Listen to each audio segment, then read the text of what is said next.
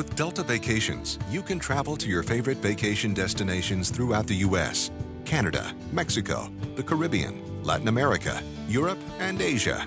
You'll save when you purchase air and hotel together and earn up to 7,500 bonus miles, in addition to credited flight miles with the Sky Miles program.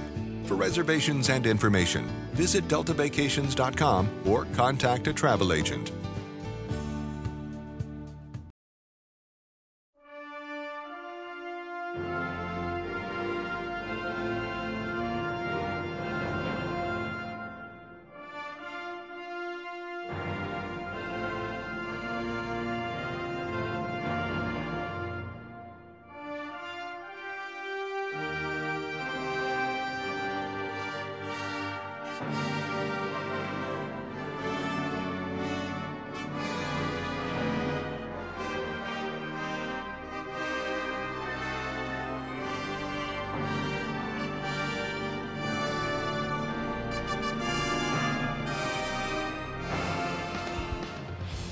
Watching Kare 11 News in high definition.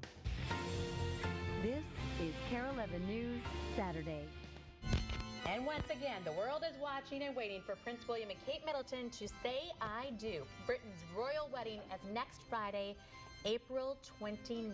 It's going to be so much fun. Well, joining us with the royal buzz are Bruce Vassar and Matthew Treadle. Thank you for being with us this morning. Good morning. They are, of course, the wedding guys, so how appropriate that we would have them here days before the wedding.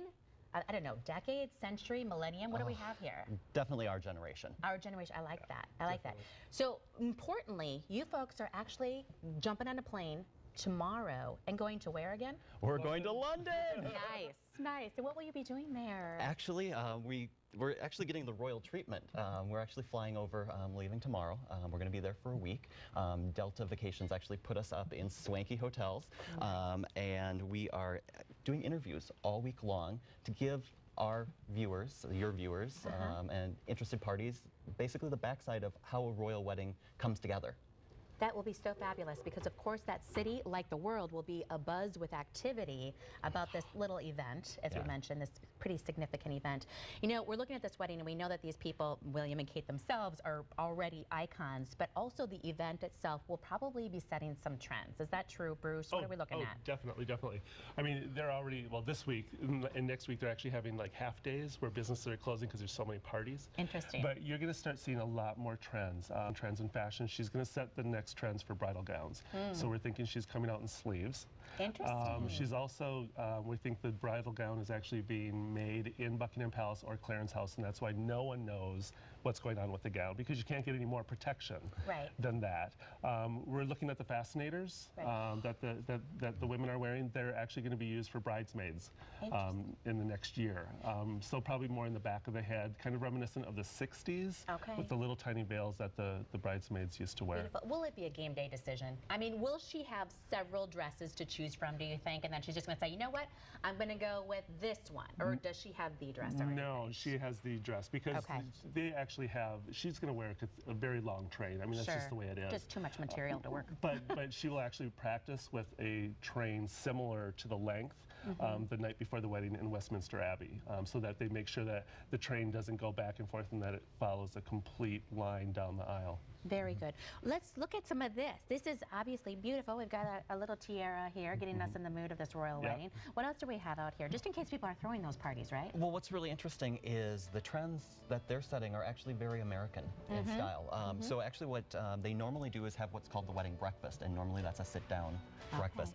They're not doing that. They're actually having a reception for 600 people, champagne and canapes, right after the wedding. So all of their guests, or 600 of their guests of the 2,000 at the ceremony will go over to Buckingham Palace and enjoy canapes, and then they're actually doing an evening reception. Normally they would go off in the afternoon and go on their honeymoon.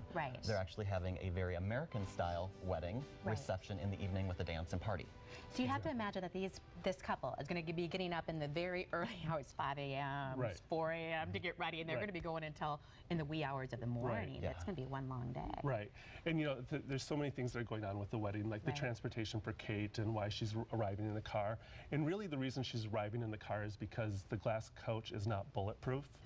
And with the scare with Prince Charles and Camilla a few months ago, that's why they went to the Kare. And then some of the other things, there's actually 3 florists that are making the flowers for the church or for the Abbey.